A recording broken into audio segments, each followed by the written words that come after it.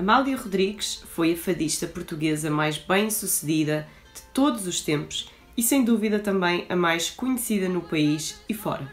É conhecida como a Rainha do Fado e, antes de Cristiano Ronaldo ser a figura que põe Portugal no mapa, era a Amália Rodrigues que o fazia. Não é à toa que aqui em Portugal costumamos dizer que o país se resume a 3 coisas: futebol, Fátima e fado. Amália Rodrigues foi também atriz, começando esta vertente da sua carreira no teatro de revista, e não cantava só fado. Sendo dona de uma voz inconfundível e capaz de transmitir um sentimento pesado e profundo em cada peça que interpretava, Amália foi, é e será para sempre a nossa diva do fado. Este é o tema do vídeo de hoje. Olá, sou a Matilde e, se não me conheces, eu ensino português a estrangeiros desde 2022 e há mais de um ano que sou especializada no ensino de português a hispanofalantes. Hoje vais poder conhecer um pouco mais sobre Amália Rodrigues, uma figura importantíssima da cultura portuguesa, e descobrir mais sobre a sua vida e obra. Bora lá! Amália da Piedade Rodrigues, filha de Lucinda da Piedade Rebordão e Albertino de Jesus Rodrigues, nasceu em Lisboa em julho de 1920. A sua família era natural do Fundão e estavam de visita à capital quando Amália nasceu, nascendo assim acidentalmente em Lisboa. Amália viveu ao cuidado dos seus avós maternos até aos 19 anos, já que com apenas 14 meses de idade e após não terem conseguido encontrar uma melhor opção, os seus pais voltaram para o Fundão, mas não levaram a pequena Amália consigo. Amália e os seus avós mudaram-se para Alcântara quando ela tinha 6 anos, um bairro icónico e muito lisboeta, e ela viveria aí até aos seus 19 anos, primeiro com os seus avós e depois com os seus pais, que entretanto regressaram a Lisboa. Na altura, muitas famílias viviam com dificuldades financeiras e a família da Amália não era diferente. Ela não vinha de famílias ricas, mas sim de famílias humildes, e então Amália só fez o equivalente à escola primária e começou a trabalhar muito cedo e fez de tudo. Foi aprendiza de costureira, de bordadeira, operária de uma fábrica de chocolates e repousados e vendedora de fruta na rua com a sua irmã Celeste. Sim, Amália tinha vários irmãos. Amália desde cedo mostrou que gostava de cantar. Desde os 4 anos de idade, que já cantava para as suas vizinhas, quando lhe pediam, e por volta dos 15, 16 anos, no seu trabalho como vendedora de fruta no Cais da Rocha, foi facilmente notada pelo seu timbre vocal. É assim que, em 1935, e com apenas 16 anos, ela foi escolhida para cantar o Fado de Alcântara a solo, acompanhando a marcha do seu bairro nos festejos dos Santos Populares. Se não sabes nada sobre as marchas, eu tenho um vídeo sobre isso aqui no canal. Abria-se assim a primeira porta para uma carreira e legado invejáveis. Em 1938, e levada às escondidas da família pelo seu irmão Filipe, Amália fez algumas audições ou ensaios para participar no concurso da Primavera na Academia de Santo Amaro, em Alcântara. Este concurso era uma prova de talentos para se eleger a Rainha do Fado e cada bairro de Lisboa tinha a sua concorrente. Pois, quando Amália acaba de cantar num desses ensaios, as famílias das outras concorrentes aplaudiram, coisa que não aconteceu com mais nenhuma concorrente. As outras concorrentes não acharam graça nenhuma ao que aconteceu, como podes imaginar, e então Amália decide não participar no concurso e ficar de fora. E na verdade posso dizer-te que não lhe fez falta nenhuma essa participação, porque foi durante essa audição que Amália conheceu Francisco da Cruz, guitarrista de fado amador, e também seu futuro marido. Nas várias fontes que li, diz também que um conhecido de Santos Moreira, que tocava viola no Retiro da Severa, a ouviu cantar num desses ensaios e a convenceu a fazer uma audição lá no Retiro da Severa, mas sinceramente eu não consigo perceber se esta era outra pessoa ou se era o Francisco da Cruz. Em nenhuma fonte que li isso está bem explícito. O Retiro da Severa era um restaurante que tinha esta componente de salão de fados ou casa de fados. Pelos artigos de jornal antigos que vi, era bastante mais dinâmico que as nossas casas de fado atuais e era aqui que todos os fadistas se queriam estrear. Foi fundada em 1933 e fechada em 1940 porque o Estado Novo não gostava de fado, pois considerava que o fado era, e passo a citar, uma canção deprimente, fatalista e doente, demonstrando que era deprimente ser português. A vida durante o Estado Novo era tão boa que as pessoas tinham muitas alegrias para cantar, não é? Olá, é a editora Matilde aqui, já no futuro, e gostava de dizer aqui uma coisa antes que venha algum saudosista da ditadura chatear-me por ter falado no Estado Novo.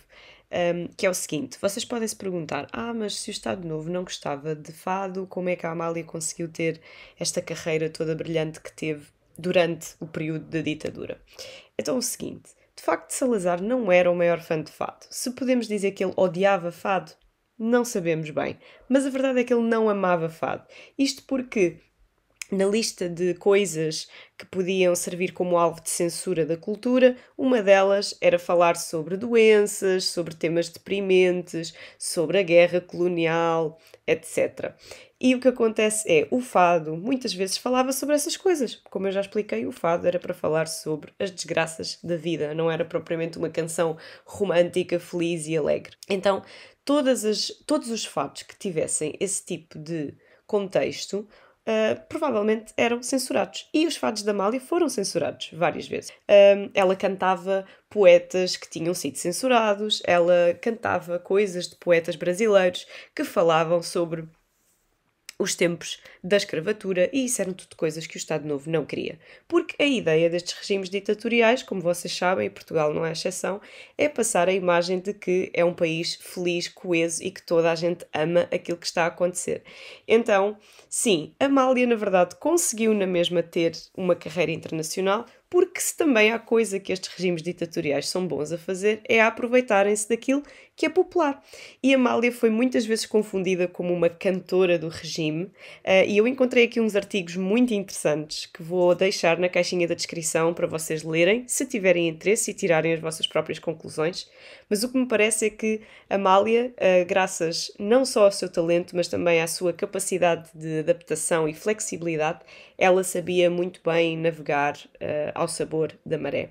Ou seja, tão depressa ela lutava por uma política antifascista, como escrevia poemas ao ditador António Salazar.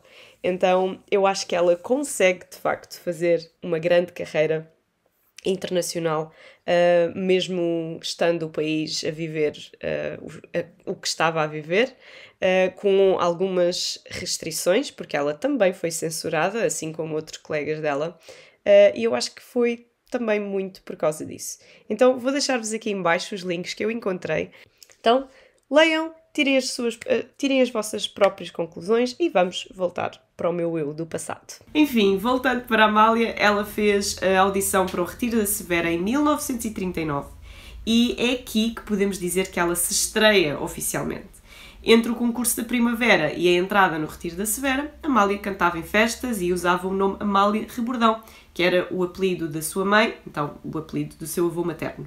Só quando ela já está aqui no Retiro da Severa, contratada oficialmente, é que ela muda o apelido para Amália Rodrigues. E como já te disse, ela foi imediatamente contratada aqui no Retiro da Severa e permaneceu aqui a atuar, passando a atuar também no Solar da Alegria, no Café Mondego e mais tarde no Café Luso. E Amália era tão procurada e a loucura era tão grande que na sua passagem pelo Café Luso, o cachê dela atinge valores nunca antes pagos a uma fadista, para teres bem ideia do impacto que Amália causava. No ano seguinte, em 1940, Amália casa-se com o Francisco da Cruz, que se divorcia 2 anos depois apenas, faz a sua estreia como atriz na revista Ora Vai Tu e percebe-se que a sua carreira começa a ir por outros caminhos. Amália agora já não cantava nem fazia atuações diárias como até então, ela tinha atuações periódicas por mês, ela já tinha alcançado outro estatuto e estava pronta para levar a sua carreira até ao próximo nível. É nos anos seguintes e durante as suas aventuras no teatro de revista que Amália conhece Frederico Valério, compositor de fado, e ele é o primeiro a compor canções originais para ela. Foi graças a esta parceria que ela se pôde mais uma vez destacar daquilo que era a normalidade no fado. Para teres bem uma ideia, entre 1940 e 1950, Amália fez várias revistas, entrou em filmes, atuou fora de Portugal pela primeira vez e ainda assim mantinha a sua presença habitual nos vários lugares de fado em Lisboa, como na Cervejaria Luso, no Retiro das Marialvas e no Café Luso, etc. Em 1943, Amália atuou em Madrid, numa festa do embaixador português em Madrid, e foi a sua primeira atuação fora de Portugal. No ano seguinte, foi ao Brasil, onde atuou durante 4 meses no Casino de Copacabana, com um espetáculo chamado Numa Aldeia Portuguesa, que foi feito especialmente para ela.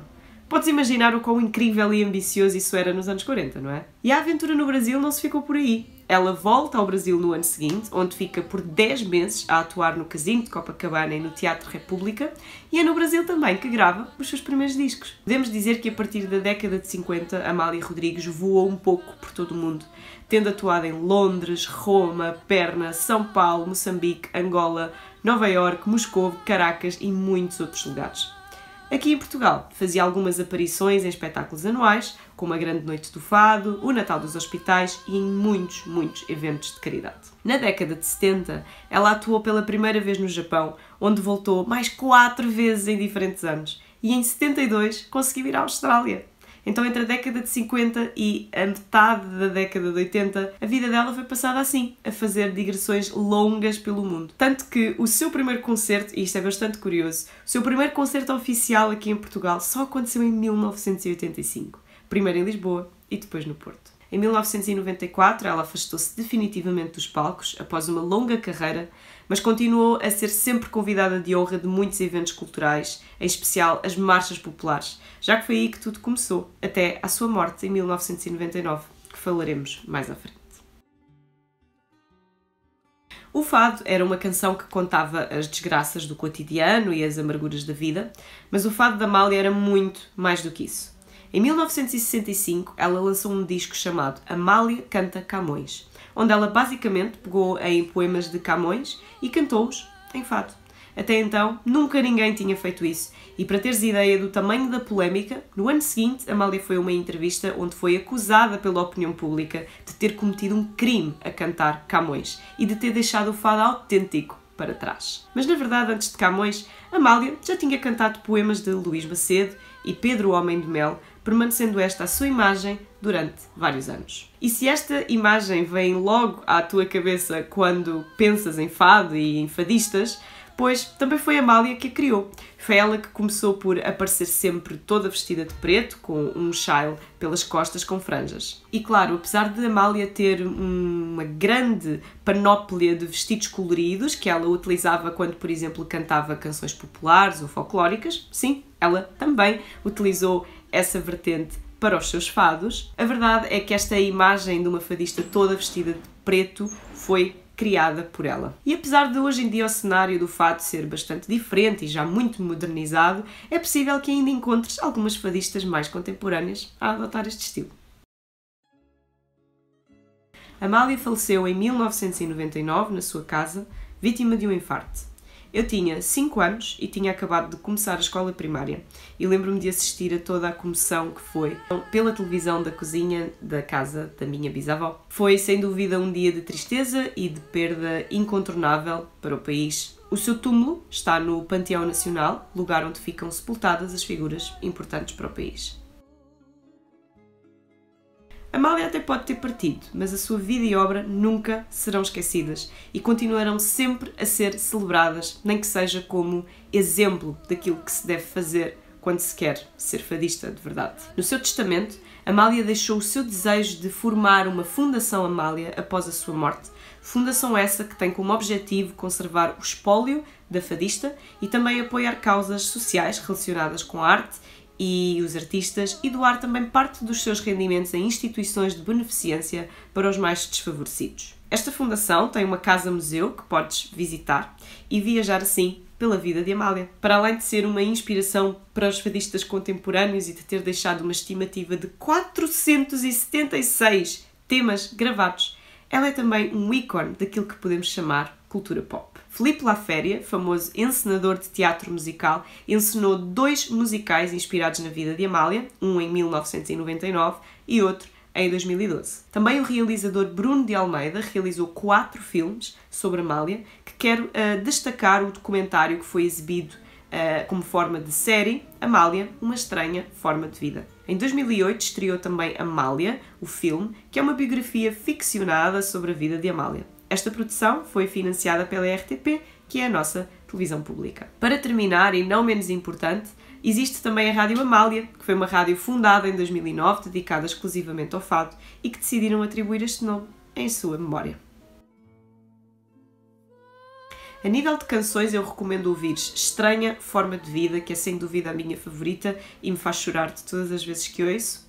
Gaivota, Povo que Lavas no Rio, Foi Deus e Ai, Moraria. Aconselho-te a visitar o site da Fundação Amália para conheceres mais sobre o legado dela. Todos os sites que eu usei para fazer este vídeo eu vou deixar na caixa da descrição para que possas explorar mais. Chegamos ao final do vídeo de hoje. É uma grande responsabilidade falar sobre este tema e quero que saibas que dei o meu melhor para fazer um resumo do impacto que Amália teve no país e no mundo. Espero que tenhas gostado do vídeo de hoje e que tenhas vontade de descobrir mais sobre Amália, sobre o fado e sobre Portugal. Uma boa semana e vemo-nos no próximo. Tchau, tchau! Que agradeço a Deus e até peço perdão por não ser tão feliz como devia ter sido, porque eu nunca consegui ser feliz. Não consigo, porque Deus deu-me tudo, sem procurar nada. E tinha que agradecer mais a Deus, mais contente. Não sei porquê, não tenho explicação para a minha maneira de ser. Não tenho. Nunca fui uma pessoa contente, nunca fui infeliz, nunca fui nada. Quer dizer,